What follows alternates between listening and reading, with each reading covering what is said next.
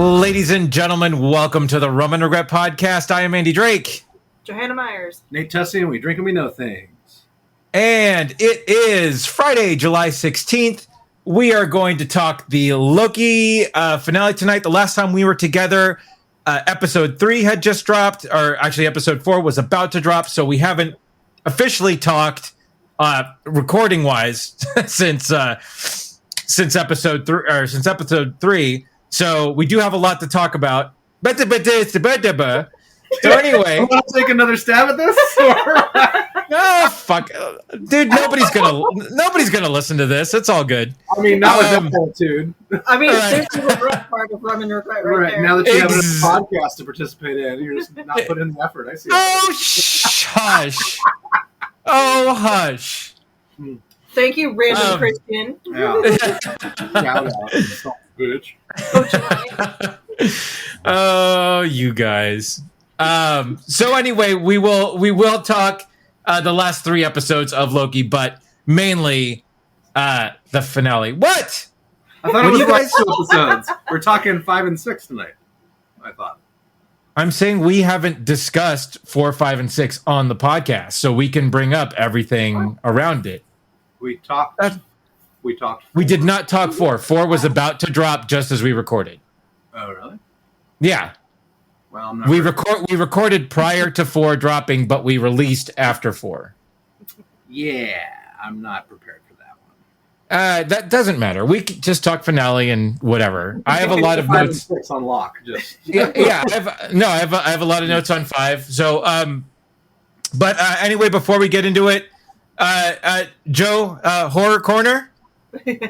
I got nothing, actually. Okay, no, that's all good. I don't know if it counts as horror necessarily, but I'm starting to watch HBO's Chernobyl, finally. I know, I'm late to the party. real horror. Yeah, like legit Yeah. horror. Historical horror. Yeah, And I just started the 2nd episode, and already in the 1st episode, I'm like, Dyatlov is a motherfucker. Like, Yeah. I hope that guy burns in hell. I haven't seen it. I heard it's incredibly depressing. It seems like it's incredibly depressing, because, Gotcha. I mean, it's you can't Yeah. make an uplifting Chernobyl. Well, obviously. right. Yeah. Yes, Next. we're being radiated. Hello, my baby. Hello, my melted frog. Chernobyl the musical. There we go. That's Lin-Manuel Miranda's next Right. foray. Yeah. I would love to make that happen. We're melting and we love it. We're melting and we love it. No, it's shit. What's his name from forgetting Sarah Marshall? Jason Seagal. Jason Segal, but he does it's a vampire musical. It's a Chernobyl musical with puppets. All right, no, this is gold. What's you? Is it just me? Yes. It's in my life. This is gold. Terrible people. Well, Holy shit. horses are terrible people. All right, here, tweet Jason Segel about Chernobyl musical. Okay, I got it. Steven Seagal. Steven Seagal is a much more talented son. Steven Seagal, Katie Seagal. Come on, it's Seagal. Oh gosh. Jesus Christ, come on. Oh my god. Oh. Seagal just stole my sandwich. It was roundhouse kicks and not birds. Oh my god. Okay. Oh, this is amazing. Oh, this is seriously. I know. So bad. This is great. Okay. So just a quick note for the first time. For the first time since coronavirus hit, Joe and Nate are actually in the same room. So that will add On the podcast. to the Actually, magic. All the other times we were outside. Oh, we were outside. Yeah, you're right. We're in the backyard. Because Yep. we were abiding by the proper guidelines. Right. Oh, true. Yeah. Yeah, very yeah. true. But horror corner. Didn't American Horror Story start again? It did. Yeah, the anthology series started on Hulu. Well, and I really want to watch the Fear Street trilogy on Netflix. Yeah, that looks great. Yeah, that's on Yeah. my list. But in thinking of American Horror Story, there is actually a really awesome little video on YouTube for the anthology series, Mhm. and it's a 3-dimensional video where you like you control the camera, Wow. and it's following the rubber person, and Uh-huh. it's freaky as fuck. You guys got. Oh, that's cool. I'll link you guys to it. I've never watched any Okay. of those. I've always kind of wanted to, but Oh. horror, as we all know. So No, it's really good. Like I mean, some series, some of the seasons are more horror than most, so there are seasons that you could watch if you're not a fan of horror and still enjoy it. Is that the one with Lady Gaga? Yeah, actually, that one's. There's parts of that one that are a little. A little funky. I'm fine with horror. That was just a throwback to Cam saying I don't like horror movies. Yeah. Oh, okay. All right. Oh, that's right. I forgot. Shout out to Bicentennial Cam. Our resident. Yeah, right. Oh gosh. If Nate's not snarky enough for you, we got something. Master. God. Yeah. All right. Well, good horror corner, Joe. That was great. Marvel the musical. All right. Yep. Let's get that going, people. Hashtag. Yeah. My streaming service selection of the week. I'm gonna go really simple with it. 2 suggestions though. The Tomorrow War. Finally got a chance to watch the Tomorrow War on Amazon Prime. I really, really like that movie. Yeah, me too. I went in with sort of less than expectations and came out just really, really enjoying it. So yeah, it's pretty critically panned, I think, in general. At least from the early stuff that I saw, and I loved it. I haven't watched it, but I did actually. I saw a couple scenes of it because my pop-in-law was watching it, and it was one of those things where like Ken and I were making dinner, and both of us are like, "What the hell is that?" Yeah, yeah. Star-Lord, what's going on over there? Well, we're both like, we gotta watch this later. Ken would totally, obviously. Oh yeah, he would. Yeah, he would totally dig it. Oh yeah, that's definitely on the with Ken watch list. Yeah, it's a total like military sci-fi crossover, perfect for you guys, I think, in general. Right. Yeah, but Chris. Bad things are fucking terrifying. Great creature design on that. I don't know who did it, but those were very, very terrifying. What was it? The first episode of Love, Death, Robots that had the like carnivore. The lady was linked up to the fighting beasts. Yes. The carnivore thing. Yeah. Kind of looks a little like that, but not even close to the same anatomy. But they're fucking horrifying, and they communicate and shit. Oh God. Nuts. Yeah. Like, chirping back and forth. Ooh. Yeah, crazy. Clicks and whistles. Clicks, big time. Yeah, it's fucking crazy. Yeah, but Chris Pratt, Betty Gilpin, who was in Glow, and then Yvonne Strahovski. Oh, God. What color is her hair? Blonde. Ooh. But I'll make an exception. Okay, but the character she modeled in Mass Effect, what color is her hair? Okay, we'll allow it. Anyway. Yeah. And then Jamie and I just started the 2nd season of Evil on Paramount Plus, and that is it's such a great show. If you guys haven't watched it, start to watch it. It's so good. So fantastic. But that's the quick and abridged streaming selection of the week. Let's go into Dun Nate's Marvel Minute. That's the Loki theme music. Come on now. It's still Marvel. Works with this. Come on. You're robbing me of my Peter Griffin moment, but that's okay. Yeah, there's a lot. It's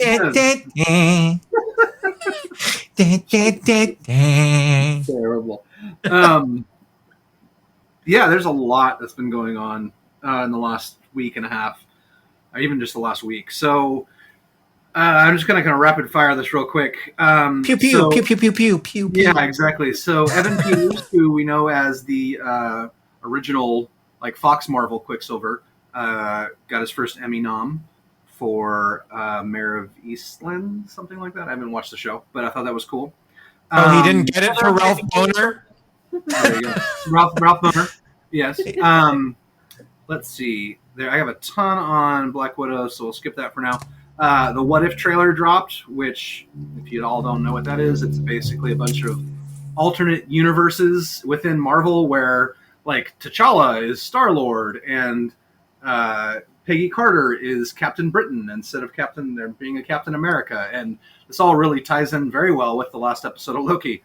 So it's actually perfect timing for that to be the next series, because now all of these animated things that are like, what if this happened? What if this happened? Can all be canon now because of the multiverse. So yeah, I heard Haley Atwell is going to cameo as Captain Britain in Doctor Strange. She is, yeah, and I think then back to What If, almost everybody's coming back to redo their voices except apparently RDJ and I think maybe Chris Hemsworth, but everybody else, or no, Chris Evans. But pretty much everyone else is voiced by the actual actor, which will be cool. Nice. Yeah, Hemsworth just voiced Frog Thor, so I have a feeling he'll do anything.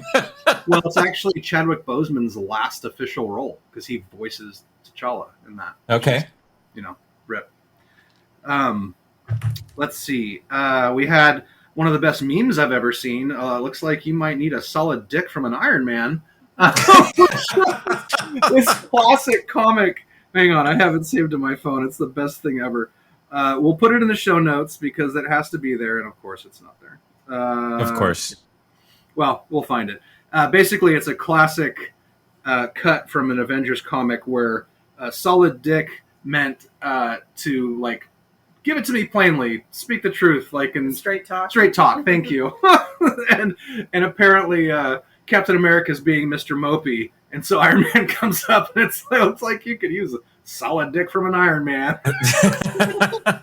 And that just, that sustained my 12-year-old self for the next year. So this spawned an epic discussion in the Roman Regret Google chat that we should hence rename our podcast to the Solid Dick Podcast. Yes, and then we will forever have the erectile dysfunction sponsorship lockdown because of all the puns. And, yeah. Good stuff. Let's see. So Addie and I went and saw Black Widow on Friday, which released this last Friday. I don't want to spoil anything. I'm not sure how much you guys have seen or how much you guys care about it.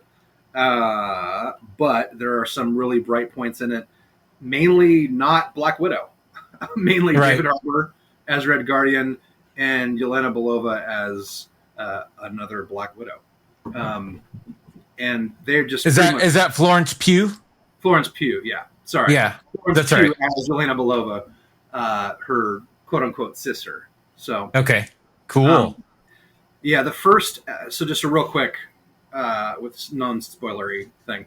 The first act is fucking magic and it's suspenseful as hell. If you've ever seen The Americans, you'll be in love with it immediately. Okay. There are some pretty underutilized characters in it overall. The action is brilliantly shot. The director knocked it out of the park. This movie definitely would have been better served if it had been put in the timeline in the right spot like 5 or 6 years ago. And that was my main question is I'm going to ask, does it feel a little bit out of place? Well, yeah, 100% it does. They make it work because of the way they bookend it. But it's stay for the end credits. There's some cool stuff. There's also there's a scene that I can talk about because it's on the internet right now. There's a scene where David Harbour's character, Red Guardian, is in the Russian prison or whatever. This is all shown in trailers. But he's arm wrestling guys, like having a conversation with people on the table, and then people are in like a line to arm wrestle him, and he just keeps beating them. And it's hilarious. Until you see the largest man on the planet. He's like this giant, I forget if I think he's Dutch, actually. Basically looks like the Mountain from Game of Thrones, but taller and leaner. But more muscular, more cut, I guess. Yeah. Apparently, he's supposed to be Ursa Major, which is this giant bear mutant from the X-Men that fights like Wolverine and a bunch of people a lot. So this has been on Twitter lately in the last couple of days, where the actor was able to confirm it, and it's been going crazy. So this might be the first mutant in the MCU. Anyway, so that was a big deal. Marvel also got 28 Emmy nods for the different shows, including like WandaVision and Falcon and the Winter Soldier, etc. Yeah. Which is awesome. We already talked What If. What else did I have on here? I'm missing stuff because a lot more than that happened. Oh, Did you check the green piece of paper? We did. I know what I'm missing. So they did. It's in the yellow section. They showed off. They showed. We got our first look at Spider-Man's suit from No Way Home. It's like a black and gold costume, but it's mystical. He like shoots mystical shit out of his hands, apparently. So, spoiler alert, apparently he learns magic or somehow can channel magic through his new suit. And that's via Hot Toys, which apparently always spoil everything. It's either Amazon or a toy. Right. Yeah. Spoils everything. But it looks really cool. What else? Black Widow, what if? We talked about that. Let's see. So She-Hulk is a series that's coming up pretty soon. That's going to be pretty awesome. Apparently in the comic book, she does a lot of fourth wall breaking humor, kind of like Deadpool. Nice. So they just confirmed that that's going to be in the show, which will be great. Excellent. I would love for Deadpool to show up there just to kind of like, after she gets established to do that, like, hey, you're stealing my thing or something like that. That was the other piece of Marvel news. We had Deadpool kind of officially in the MCU doing a commercial with Korg for Ryan Reynolds' new movie. Yes, that Man, or whatever. Free Man. Yeah. Free Man, yeah. Or the Free Guy or something like that, yeah.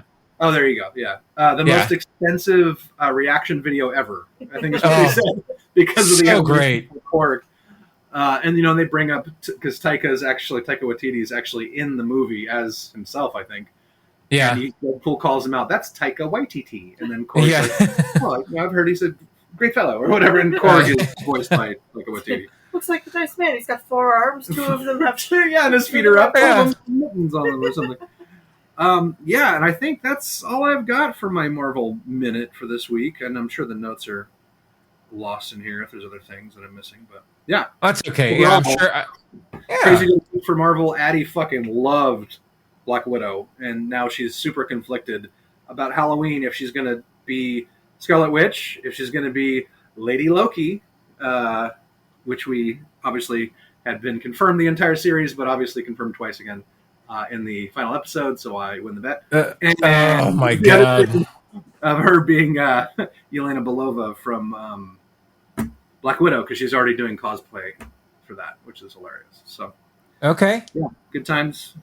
Yeah, that's great, and yeah, I we can jump into Loki now. I fully expected some sort of call me Enchantress line or whatnot after everything, but no, yes, we can officially say Nate wins the bet.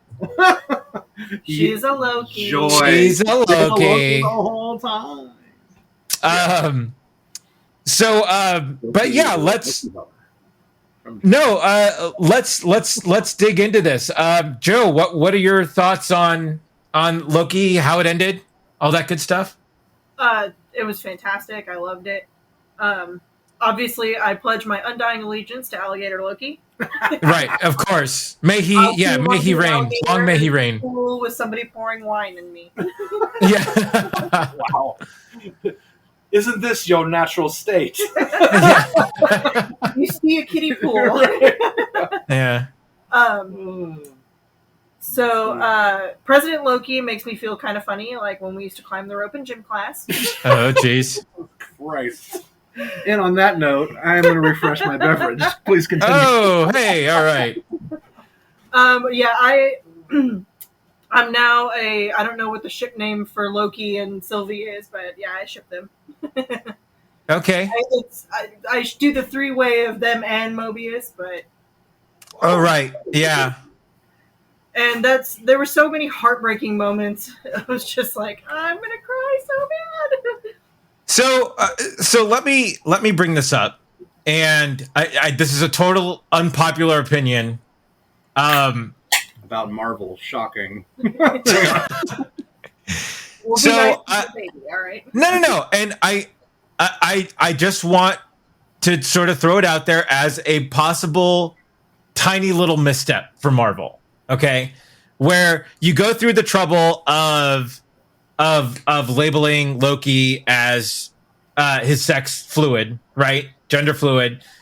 You write great dialogue between him and Sylvie about him being hedonistic, right? And just sort of living in that moment, and then have him fall in a traditional male-female relationship. Well, it's himself. Are you playing it? I don't think that Are has they- anything to do with it. Are they easing us into it, or are they just sort of playing it safe?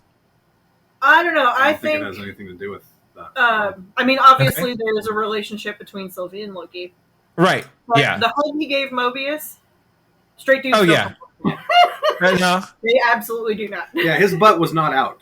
Right. Confirm. And yeah, there was some caressing and It's hilarious that you say that. Yeah, so I don't even know if I want to go down this road, but And we don't have to. Like I said, I'm I'm super nitpicking at this point because I heard some interesting points specifically about this on one of the podcasts that I listen to now.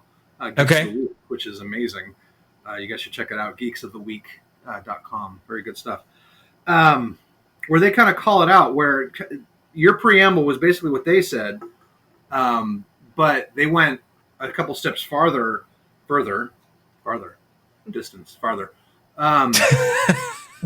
Sorry. Where Minus, not minus. I guess it would be further. Yeah, minus, not minus. Shut up. Where they insisted that, okay, they're kind of, Marvel's playing it very safe because they just went and said, okay, his sex is fluid. They didn't say his sexual preference. That's just if he's a male or female or whatever. He, she, or they. And then they brought up the point where there's been princes and princesses or whatever, but then Loki never uses his charm on a guy in the entire series to try and get out of anything, specifically Mobius, but on anyone. So they kind of went to that length. Like, if Marvel really wants to make a stand and wave the flag beyond just getting money, then go for it. I mean, that's the canon. Loki is the ultimate hedonist. He can be any gender, any creature. He's an alligator, for Christ's sake. He was a horse. He gave birth to a horse. He gave birth to a wolf. There's all kinds of shit that Loki's gotten into. So if Marvel really wants to plant that flag, no pun intended there, they really should do it.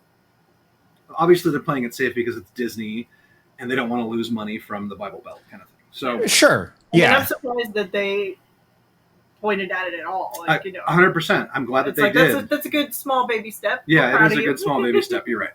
Yeah, for sure, 100%. Okay, that's all I've really got there. Yeah, and like I said, we don't need to beat this dead horse, and we don't need dead to horse, whatever. Horse, yeah.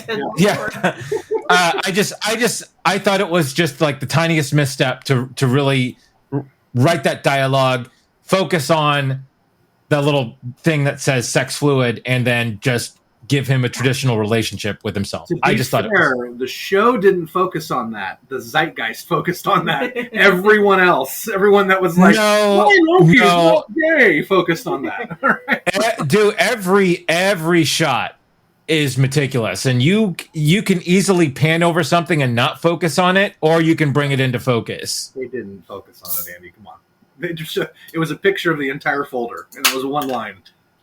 They didn't focus on it. Come on. Okay.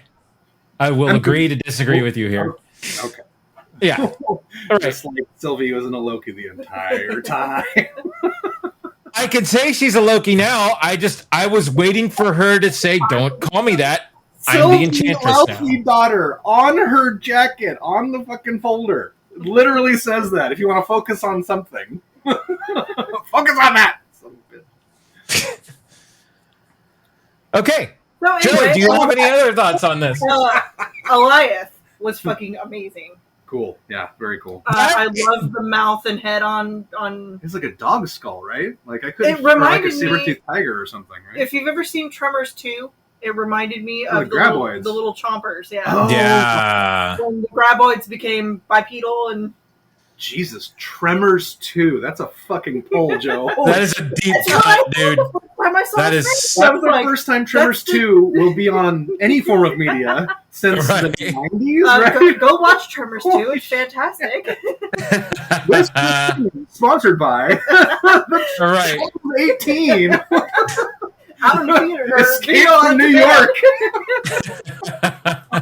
Oh, man. Holy shit. Oh. That was awesome. That movie now, though. It's actually one of the better sequels. Gotcha. I love the first one. I can recite the first one verbatim. It's amazing. That's good. Yeah. As well, you should. Yes. And also, I did not prepare for being jump scared by fucking Miss Minutes. Right? It was a great Totally that Bilbo moment of like, yeah. Yeah. Oh, like, oh, you're fucking terrifying now. Like, I have notes on that specific section, actually. Oh, God. All right. Minutes. Wait, where is it? Miss Minutes jump scare is in here. I think the red section. Shut up. All right. No, apparently, I swear I saw it. Yeah, it's basically at the beginning of the episode. There it is, Miss Minutes jump scare, where they go back and forth, and she's like bargaining with them, like, Loki, you could have everything you ever wanted. You could win the Battle of New York and get the Infinity Gauntlet. And sorry, bad accent, but etc. ad nauseum, like trying to bargain with both of them. Two Lokis in the same place, like, gotcha. Right. But then yes, Nate, you yeah, right. I know.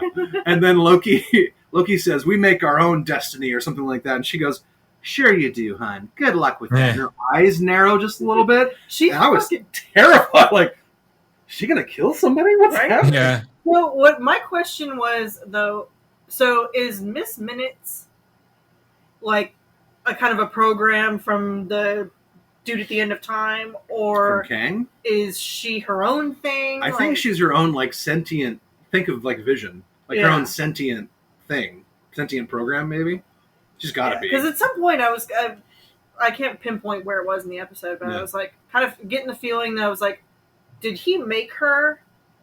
Yeah. To do his bidding in the TVA. Yeah, and, I kind think of so. keep things in check. I think it was when she was talking to Renslayer. Well, yeah. I mean, even in the previous episode, And she was she's like, stalling. this is, Yeah. Yeah. he kind of gives her the file, and it's like, you know, this wasn't what I asked for. And she's like, this is what he wanted you to have, kind of Yeah. thing. Right. Well, in the previous- Yeah. in episode 5, she has that whole standoff with Sylvie and Renslayer when it's just her and Miss Minutes, and she's basically buying time. She's like, "Oh, but there's a spaceship," and then they're vamping back and forth about the spaceship, and then the guards bust Yeah. in. It They're took me a couple stalling. Yeah. watches to actually get that sunken in of like, oh, I get it. They're working. Renslayer and Miss Minutes are working together to stall because the guards are coming in. Right. Yeah. So I have a question though. So she mentions that void spacecraft or whatever that allows you to travel through time and space. That's like, is that like an Ant-Man reference maybe, or is that like a Fantastic Four reference? Because at some Well, point, doesn't Fantastic Kang Four have a? I thought Kang had a dimensional ship. he does, but there are other ones, is what I'm saying. So I'm wondering if that could possibly be Which a one reference is? outside of it. Well, Kang by himself is a Fantastic Four reference because he's supposed to be Reed Richards' father or descendant, depending on what version of Kang you're talking about. So there's we'll get to when we get to the end. There's so many things have just opened up with the way they ended Loki. I can't even talk enough about it at this point. But Yeah. And the other thing I noticed that was really cool was when they're descending into the Loki chamber, and you see Mjolnir. Yep. I mispronounced. That's right. No, that's right. Mjolnir. And you Yeah. see Frog Thor. Throg. God, I loved that. I He loved it. actually voiced that. Chris Hemsworth voiced Throg. Really? He didn't actually say anything. The first time I watched it, didn't catch anything because I was too busy yelling, like, "It's fucking Throg." Yeah. Watched it again today, and he actually has like damn it, like a couple words. And it's definitely Hemsworth. I assumed they were croaks and Yeah, right. just like Oh, that. man. I was the same. I was just like, Frog Thor! Yeah, Addie's like, "What is that?" And we had to rewind it a couple times to get it to pause at the right point, so it wasn't blurred like in the frame. Yeah. Holy shit! It's fucking Throg. Yeah, I just originally I thought it was just a small Thor, Yeah. and then when I did the same Right, thing, I'm right. like, what the fuck is that? I'm like, look, oh, his it's a legs frog. are bent backward. That's a frog. That's a frog. And then it reminded me of like Yeah. Loki turned him into a frog. Right. That's awesome. So I have one more possible little sort of about the Kang reveal, or he's not even. They don't even name him Kang. Isn't this version of Kang called like Immortus or something? He Who Remains, Immortus. They're all different versions, but the He Who Remains name apparently is supposed to be like the the one that has been there almost as long as Immortus, and Immortus is like his final form, boss form, or something like that. Oh, okay. I don't know All enough right. about the character, but Yeah. you know that the MCU is proper fucked after this because Right. Sylvie couldn't let it go. So Yeah. So thanks to the Disney Investor Day, we all knew that they put the little picture up of the Doctor Strange 2 and that Jonathan Majors was going to play Kang the Conqueror. Yep. Is that, I mean, like, I understand Disney needs to play to their investors, but did that sort of ruin the reveal of Jonathan Majors here at the end of this? Because I know that there was a lot of speculation as to, okay, who's in this castle at the end of time? Yeah. You know, and everyone, I mean, everybody was throwing it out there. Who could it be? Who could it be? A lot of people were throwing out Kang because they gave the Kang reference on the Avengers Tower in episode 5. Because the name on the Avengers Tower was Kang. Right. But did it lessen the reveal knowing that we had seen Jonathan Majors' picture on a thing for Doctor Strange 2 already? No, because I honestly have no idea about this part of it. I was like, Okay. actually, No, after that's the episode, I'm like, okay, it's he who's not named. They never named him, Right, or you right. know, Right. whatever. I He who trying to remains, Google, yeah. I'm like, okay, who is it supposed to be? Because I know it's somebody. Right. It's always It's a somebody, big and I'm deal. like, okay, Right. it's this dude Kang. All right. Right. yeah.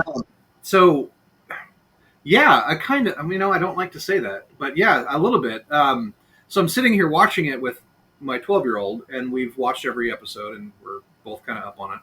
Mhm. And it's just this. He absolutely destroys this role in this episode. It's all exposition, basically, and it's him just like bored confident. Like, I'm so overpowering, and there's nothing you can do to me. He's lounging on a chair after they try to stab him. Like, he's Yeah.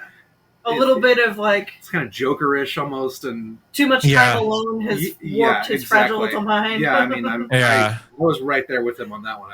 That's me to a T. Hashtag get me hired. Yeah. Yeah. I lost my train of thought. So yeah, I kind of did, because I'm like, who the fuck is this? I mean, I was thinking. So I think if you go back to our last podcast, I was kind of hoping it was like a super Loki, or like the Prime Loki or something like that, because there are some really evil Lokis in the Loki. Yeah. Lokimus Prime. There you go. Nice. And then I don't think we talked about. I want to say we talked about Kang because Renslayer is a Kang character. Right. And so when we're going through it, I'm like, who the fuck? And then I recognized him, like, oh fuck, it's Kang, because of that thing.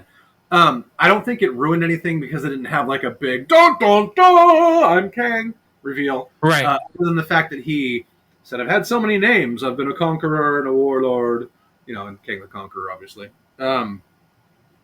So, yeah, I guess it didn't really ruin the reveal. It kind of maybe spoiled a bit, but I was just kind of hypnotized by his performance, honestly. No, I mean 100%. He played it so well, and just the death scene that he has. Yeah. The see you soon. He winked at her right after And he that. winks, and it's so gloriously. I mean, just you really screwed yourself here. Yeah. And tell no, I loved it. I was mystified by it too. I thought he nailed it, but I had seen that Doctor Strange slate just so many times up into this, just because of all the. And I should have just stayed off the internet. I should have taken my own advice and stayed off the internet for it. But no, knowing that he is playing Kang in Doctor Strange 2, I'm just like, okay, this is Kang. But no, and then I remembered, no, there's several versions of Kang out there. This is just one, this is one very different version of the Kang that we're going to get, Right. Coming up. So, yeah, I at first I thought it sort of played a little disservice knowing who he's going to play, but at the same time, they're such diverse characters. Who he was, he who remains here, and then who Kang the Conqueror is. It's, I thought initially it did a disservice, but I'm now realizing that no, we're not going to get this version of this character again. Right. I kind of wish we would, because just the cold confidence and kind of goofiness. I got a total Willy Wonka vibe from him at the very beginning. Oh, yeah. He's sitting in the elevator and he's like, "Oh, hey," just very casually eating an apple or whatever. It's a very golden ticket situation. Like, I had to test you to see if you were worthy of taking over, kind of thing. We're not going to get that version, but there are an infinite number of versions apparently. And, honestly, this is something that I took from the Geeks of the Week podcast. Like, Marvel could be setting up the next 10 years of Marvel right now. They had Thanos planned maybe from like after the first 3 movies or so. They were talking about Thanos. They didn't really plant the seeds until later, but right. So much you can do with this character. I mean, Fantastic Four is obviously the first one, but not just Kang, but also the multiverse, where now there's a universe where the X-Men existed and the Avengers didn't, or or the Fantastic Four were in that same building. Maybe it was the Baxter building in this alternate world, and it was the Fantastic Four and not the Avengers, or whatever. Into the Spider-Verse is now, because they have a whole multiverse thing they touch, and it can be easily sewn into the MCU if it wasn't already. It's well, and I read somewhere a quick little thing of, like, I guess there's a rumor that they're tapping Wesley Snipes to come back as Blade in the MCU. No, Mahershala Ali is Blade. He is, but they're probably gonna cameo a multiverse Blade. That was yeah. That's better. Yeah. That's better. Holy shit. I mean, right. Well, so as soon as they announced Mahershala Ali, which I'm 100% there for, my immediate thought was they have to have Blade come back to train him. Like, Mahershala Ali is not the same Blade; it's a different Blade, and Snipes is they get the training montage of Snipes teaching him all this shit. Oh my god, it'd be fucking amazing. He's just another Daywalker, but they call him Blade. Yeah. Right. Yeah. Yeah. Yeah. So, and Nate, I totally agree with you. I think one thing that this series did a little too well was give us really, really great characters that we would just love to see more of, and we will probably never see more of. I want classic Loki, Richard Grant's timeline from Thanos on. Like, I want to see that. He's been online. He wants to have a sitcom of him and the alligator, because he's the only one that understands the alligator. I would watch the hell out of that. Watch that. Totally. I would buy all the swag from that. Right. And I have some notes here actually with that for episode 5, because classic Loki is Infinity War Loki. We find out in episode 5. He goes through the whole story where he's like, I just cast a projection of myself, and even Thanos couldn't tell the difference, and I disguised myself as debris. And which was great, and it made his sacrifice at the end of that so much more important, because, like, fuck, that's the Loki that went through Ragnarok and everything, and actually had all these experiences that are, the main hero of the story didn't actually have, because he was fucked out after Avengers. So yeah. I thought that was great. And then I'm sure we'll see more Mobius too, coming up wherever. Yeah. I mean, we haven't had the jet ski yet, so we at least have to have that scene. Right. Yeah. I've got some notes. Can we go? Can we go through these real quick? Yes, go for it. Absolutely. All right. Please. So I rewatched 5 and 6 just to prep for today. So good for you. I'll make it fast. So somebody prep. It is very un-rum and regret. I love it. I'm pretty sure I'm the one that preps every time, but that's okay. Oh, all right. For long and distinguished, Andy. So Loki. Let's see. Loki 5. Immediately, we're greeted by classic Loki. And we find out later he is Infinity War Loki. There's a Gator Loki. Holy shit! Florida man representing there. Kid Loki and Proud Loki, and then there's a POTUS Loki and other Lokis later. There's a great quick few sentences of dialogue when they're walking and Loki's flipping out. Like, what the fuck is going on? Basically, he's like, I was snatched from there, I was pruned, and now I'm here. And why is this? Why are you taking orders from this kid? And he's like, because he killed Thor. Yeah. Like, what was your Nexus event? He goes, I killed Thor. Like, oh. Shit. Yeah. Moving on. Proud Loki was cool with the hammer. I thought he was kind of legit. I wish we'd seen a little more of him. Well, and I love that there was a deception. Of course, there was going to be a Loki turn on a Loki with everything. Well, yeah, I did. I love that part of it. Yeah. Loki's in a room, it's guaranteed. But then to Joe's point, we're going down the hatch into the Loki, the Loki cave, the abandoned bowling alley Loki cave, and you see Throg there in a container. It's hilarious.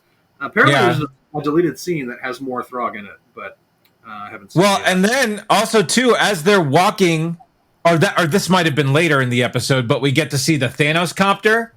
Mm-hmm. Yeah, that was later when they're going back towards Goliath, I think. Yeah, that's right. Yeah, that's hilarious. Yeah. Let's see. Then they break back to Sylvie and talking with Renslayer, and Miss Minutes is doing the stall with the voice spacecraft, and then Sylvie self-prunes herself, and the one of the time authorities, whatever they're called, time cops, says that she's self-pruned. Yeah. Like, wait, they have a fucking phrase for that? So apparently other people have done it. Why would they say? Yeah. Weird. Yeah. So let's see. Bowling Alley Lair, I thought was really cool. Yes. Classic Loki proved the theory that a bunch of people had that was true. Cast the projection and survived. To the god of outcasts, and he does like a whole toast.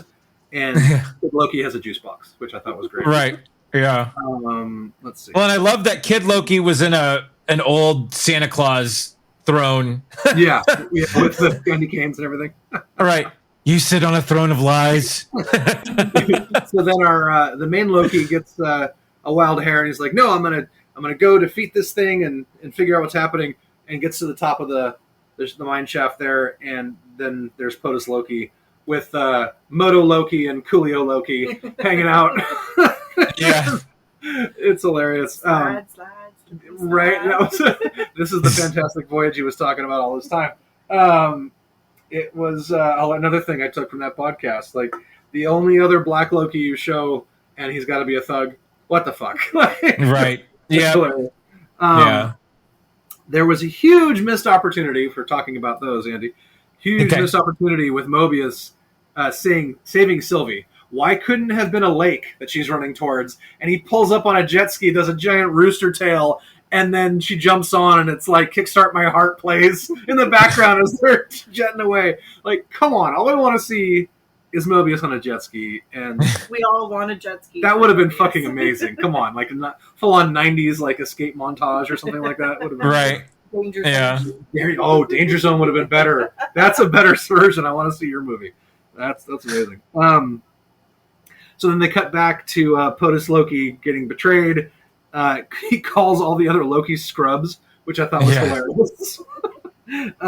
So maybe he's from the 90s also. Gator Loki then takes his hand, which is great. That was so great. Yeah, it was amazing. And then another note I had here was whenever a Loki tries to change, they're sent to the void to die. Kid Loki said that, but that had been reinforced by all of the other stuff leading up to that, including classic Loki, where he's like, I got bored and I missed my brother. I wanted to see if anybody was going on. And then he got pruned and was sent there. That's as far as my notes for that episode go. We all know how that ends, where the Lokis join forces and enchant the beast and kind of make their way. The scene with the Loki fight, though, was so awesome when, like, our Loki is, like, just trying to pick his way through just this I heard in the back of my head the Looney Tunes, like, do-do-do-do-do, like, I totally had, like, the Scooby-Doo vibe of just, like, trying to get through it. Oh, shit! Yeah, and the sacrifice of the classic Loki he went full ham. He's like, I'm going to create a fucking city to distract this thing. Yeah. So, did he create... Asgard. Yeah. Representation of Asgard for sure. Yeah. Total Godzilla moment though with Elias the just kaiju, like fighting. Oh yeah.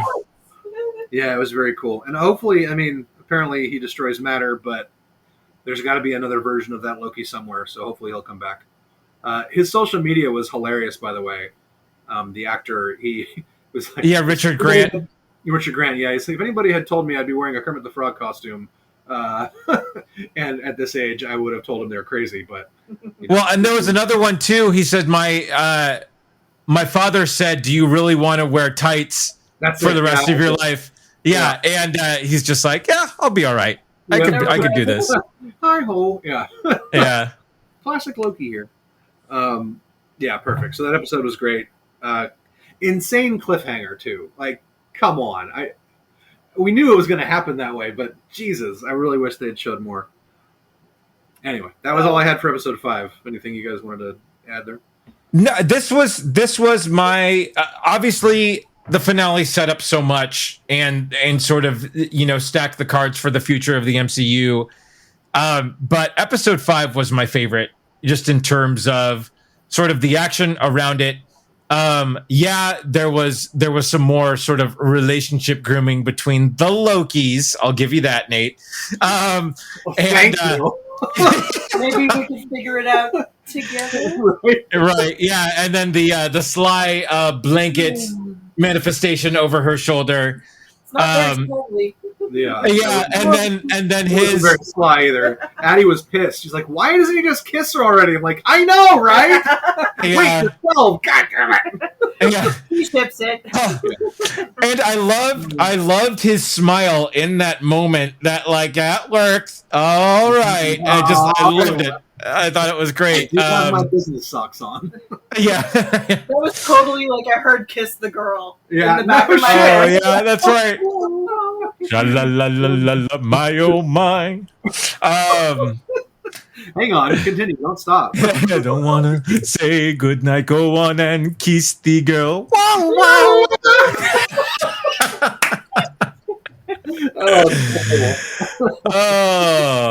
wow. Anyway, this episode totally got me on board for the finale, and I really enjoyed all the little Easter eggs, all the little spots in there. But yeah, definitely all the Loki sort of coming together, especially the core Loki group escape with Richard Grant, classic Loki, manifesting all of the different sort of fake outs here and there just to get them out. I just thought that was fantastic. And obviously, Crocodile Loki, Alligator Loki, whatever you want to call him. Gator Loki, for sure. Gator Loki, so good, so great. I want a full Disney Plus 6-part series just of his story and how he came to be. As soon as he showed up on screen, I immediately paused it and did a search for like Gator Loki 3D printing. And there's already a full-on gator with the horns that somebody's trying to sell, obviously, to make some money, but it'll be easy enough to kind of 3D model something and just put it on a normal gator. Oh, dude, no, you sent over the Izod shirt. Yeah, no, the Lacoste gator with the That I need one of those. I absolutely need one of those. Let's put it on the website. It's not like it's trademarked or anything. Oh, dude, that would be such a hot seller. Yeah, for sure. Yeah. So yeah, no, I thought episode 5 was it was just so good in terms of just the visuals, and then even the ship that they got to come in to show sort of Alioth's power. Alioth. Yeah, Eleanor or something like that, or I forget what the name was.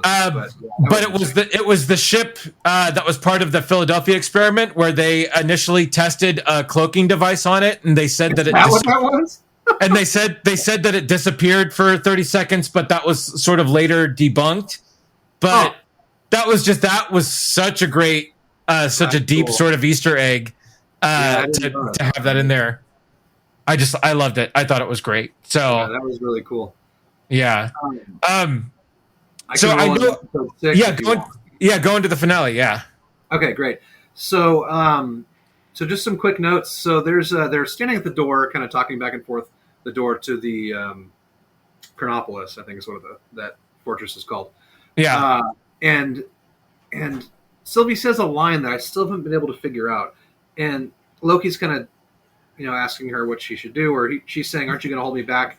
He goes, "No, it would never work in the past." She says something like, "I was pruned before you existed," and that I was confused by that, because the pruning is when they get hit with the truncheon, right, and they're gone. that didn't happen until she pruned herself. So that's probably, maybe that's a timeline thing. I'm not really sure, or maybe I'm just reading too much into it. But Well, yeah. I think she is talking about being pruned from her timeline. Right. being Yeah. plucked I agree. away Yeah. when she was Before kid. you being even plucked or existed. whatever. Yeah. That Yeah. makes sense. Then right after that, we get the Miss Minutes jump scare, which we've already covered. Yeah. Terrifying Miss Minutes version. Full Willy Wonka with him in the with Kang being revealed in the elevator. Jonathan Majors fucking kills it. He's obviously going to win awards for, or if he already hasn't, for Lovecraft Country, but he'll win awards for this as well. Yeah. Then it cuts back to Renslayer packing a bag and somebody knocking on the door. She's like, I don't want to be disturbed. He's like, you're going to be real mad when you see me. And it's Mobius. Yeah. And he goes, he's back. Like, oh, that's amazing. It's not the wow that I wanted, but it works. It's okay. They do a quick back and forth about who betrayed whom and all that. And then she tries to call in some backup, and he goes, that's not going to work after we found out your secret. And he holds up a pen from the high school where she's like a principal. And then it cuts to, I can't remember the name of the other. B-15. Yeah, B-15. Thank you. Yeah. Cuts to her kind of setting up some of the other ones and like walking backwards into the office. He's like, you need to stand down or whatever. She goes, you need to wait. We have a lot to talk about. And then another variant of Renslayer walks out, and he goes, doing at my school?" Judge Renslayer. It's like, what? Yeah. What are you doing in my school? Like, and Principal Renslayer for the win. So that obviously broke that whole timeline and the TVA at that point. Let's see. I put a bunch of notes about how Kang is so casual. He obviously knows everything that's going to happen up to a point. We don't find that out until later. Mobius tries to stop Renslayer from leaving, and it's hilarious. Yeah.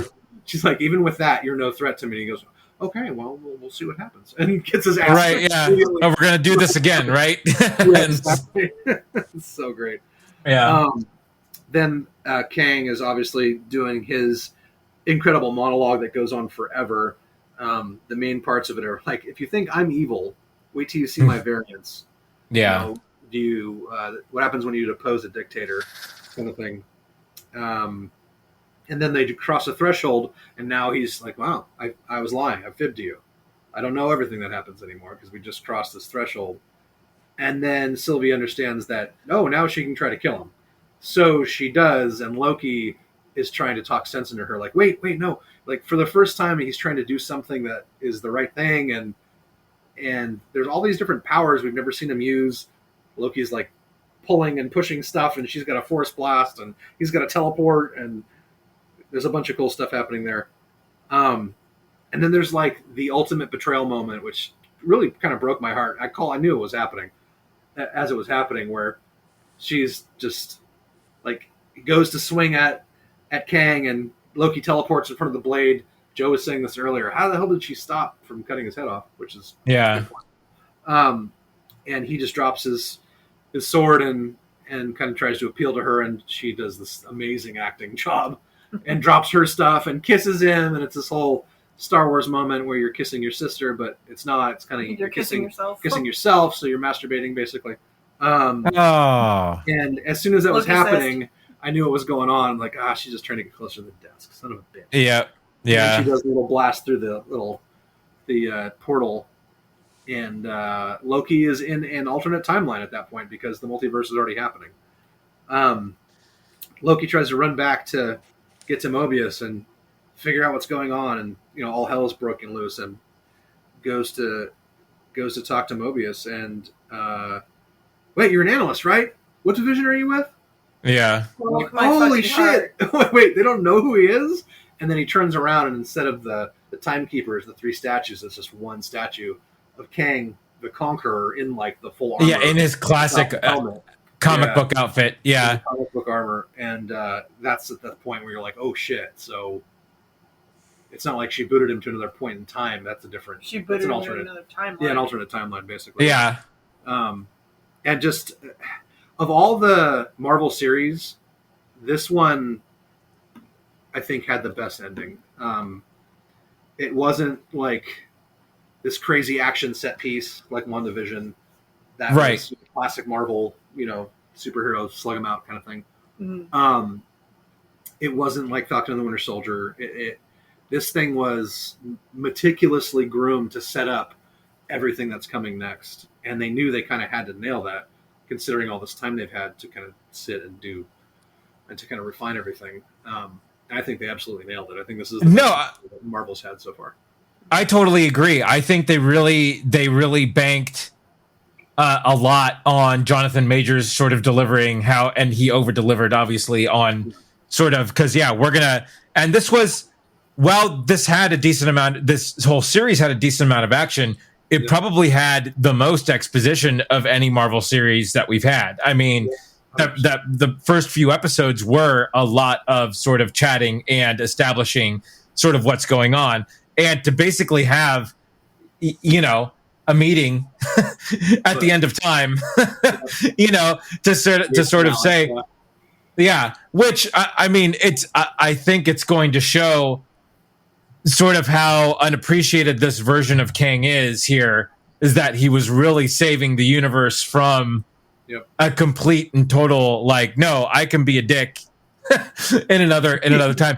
And I really enjoyed the graphics of the Prime timeline splintering behind them in the window. That it looked so cool. I mean, because we've only really seen it on the little dot matrix monitors in the TVA, but to actually see it just branch off and split behind the castle at the end of time there, I just thought that was the coolest thing to watch. And then to see him realize that, no, we're in, sort of undiscovered country here with everything. It's like, holy crap, this is, it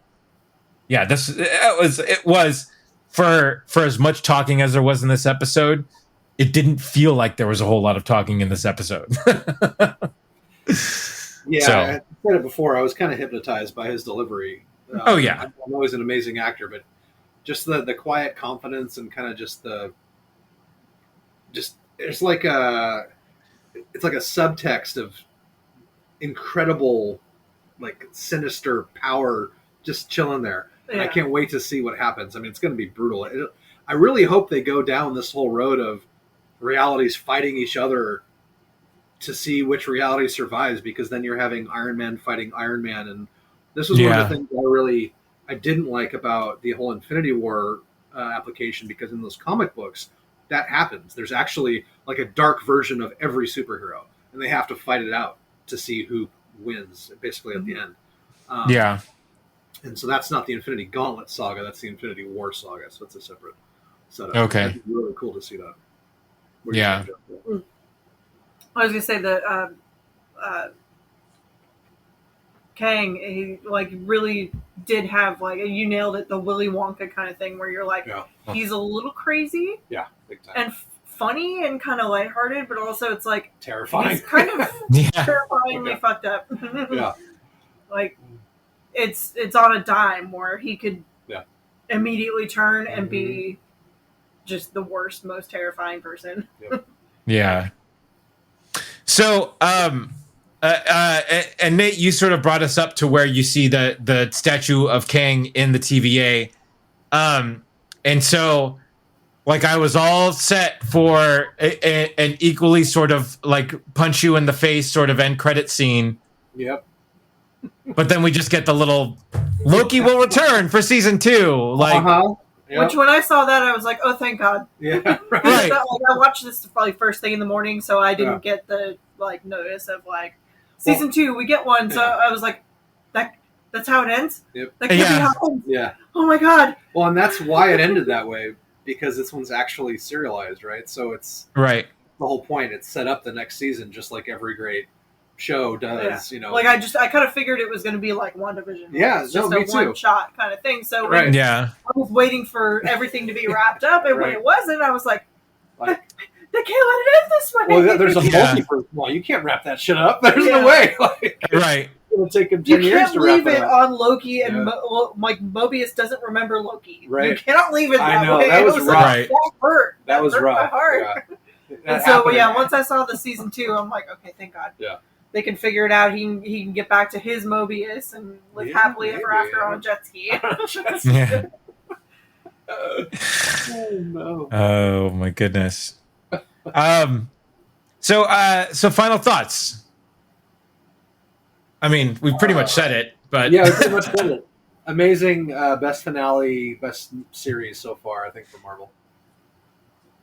No, I agree. I think this is well, and I don't mean to throw shade at Scarlet Witch or Falcon, now Captain America, and the Winter Soldier, but Loki is by far the most interesting character of the group that we've seen so far. And this story that they told, I think, was probably the most interesting story of everything. So, I mean, yeah, they're setting up the multiverse and they're introducing the sort of the next big bad of the for the next foreseeable future. So yeah, I thought that this was definitely the strongest Marvel Disney Plus series so far. Joven? I'm super excited for the multiverse. Yeah, me too. Yeah. And all the witchy powers and Loki and Sylvie and just all of it. I'm really excited. And I'm actually stoked because this kind of reinvigorated Marvel for me. For sure. It's definitely soothing the Avengers burnout. No, that's well put. I think Marvel did as the best that they possibly could given this pandemic. Honestly, there's no way they do a better job given this whole lockdown and the ability of not having people in the theaters. They pivoted. They nailed it. Did Yeah, they nailed a pretty it. damn good job. Well, and the one and done nature of a movie, though, is you get this 2-hour sort of epic event, but then that's it. Like you can only sort of speculate where it's going to go and what's going to happen or what they're setting up from there. But I mean, we just got 8 hours of WandaVision. We got 6 hours of Captain America and Winter Soldier, Falcon and Winter Soldier, 6 hours of Loki, and that was spread out over 24 weeks, right? And it's just like, I mean, yeah, how smart of it was Marvel to release this on Disney Plus and just really bring it back into the spotlight and have people talking week to week about, well, what's going to happen next week? What's going to happen next week? And you can tell these different stories too that are, it's not just one overarching. I mean, it all is one overarching thing. Right. Yeah.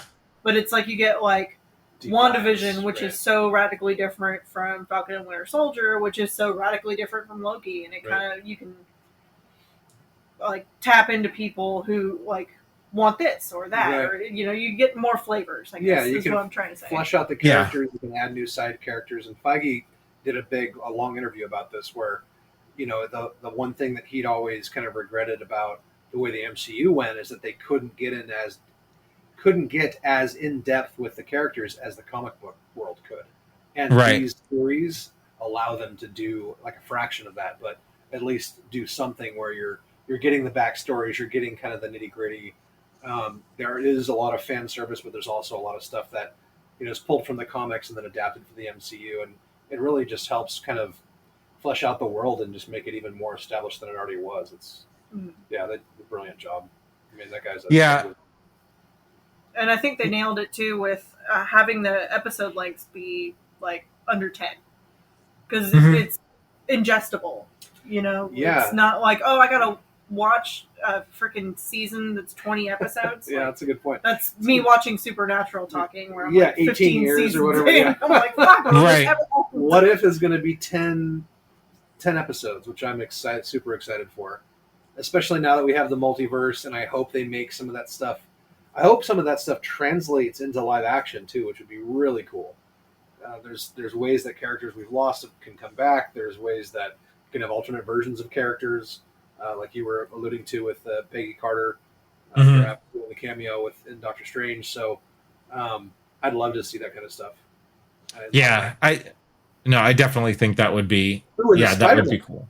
This lends all kind of credibility to the Spider-Man theory, where we're going to get all the different live-action Spider-Man in one movie along with Jamie Foxx's Electro, and then Doc Ock from the From Sam second Raimi, from the Raimi Spider-Man. So I'm excited to see that. I don't know why I keep saying Spider-Man. Yeah, Spider-Man. Spider-Man. Hide me Spider-Man. Yeah, right. Yeah, right. There you go. Oh, geez. Well, anything else? I'm stoked to know that Tom Hiddleston will play Loki forever and ever if we want him to. Yeah. Because I definitely want him to. The guy that originally auditioned for Thor, which is crazy when you think about it, ends up being the best Loki we would have ever had. Overshadows Thor by a week and a half. Yeah, I mean, character-wise, for sure. Not literally. Yeah. Everybody loves Loki. Oh, God. Ooh, isn't that like LL Cool J says that, right? Right, yeah. Everybody loves it's LLL. Loki. Ladies love Loki Laufeyson. Oh. L cubed. L cubed. The album drops on Tuesday. Well, on a personal note, I am so excited to get to actually watch this whole series with my mom when I go and visit her, who is nice. a Loki fan as me. So, but she doesn't have Disney Plus, so. Oh yeah. As soon as I get out there, I'm logging in and be like, "Ma, sit down." Yeah. You get a bunch of Loki right. You can just send her your credentials, right? But it's funner if I'm there with her. Yeah, that's right. Yes, experience it together. So you're making your mom, you're denying your mother the pleasure of the Loki series so you can be there to watch it with her. Absolutely. Okay. There you go. I'm going to watch her face just like. Yeah. You guys should podcast. Bring your mic. That would be cool as hell. Oh, yeah. Ooh, wait. Just so I can record when I start it. Get the Joe and Cindy reaction video. I love it. Oh, dude. And record the audio and then sync it up with the video. Yeah. Do it. Dude, because, my mom's the original MST3K of our family. There you go. That's true. It writes itself. Do it, Joe. That's amazing. Yeah. Look out. Oh, great. Well, what did you guys think of the Loki series and the Loki finale? Let us know in the comments. You can find us on Facebook at the Rum and Regret Podcast. You can also find us on Twitter at rum_regret. You can listen to us wherever you get your podcasts. Joe, where can they find you on the socials? Joe Chickadee on the socials or joechickadee.com. Nate, where can they find you? Avid Gamer, AV1D Gamer on all the socials and your video game platforms of choice. Nice. You can find me at Crazy Drake on Facebook, at Andrew Drake on Twitter. A quick shout out again to the guys at the Core Extra podcast for listening to us and rating us on Podchaser. Thank you guys so much for listening. That was awesome. We're going to give you guys a listen and review as well. And pay it forward or pay it back. We're going to pay it back. Until the next time, we have spoken.